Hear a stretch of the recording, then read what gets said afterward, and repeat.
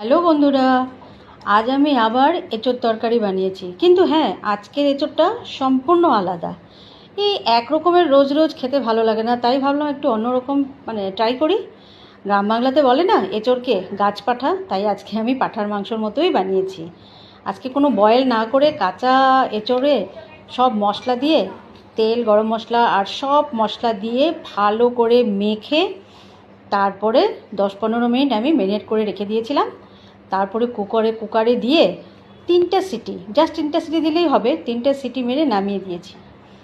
অসাধারণ হয়েছিল খেতে বন্ধুরা, তোমরা একবার ট্রাই করে দেখো। এরকম তোমরা কেউ যদি খেয়ে থাকো এরকম, তাহলে আমাকে প্লিজ কমেন্ট করে বলো।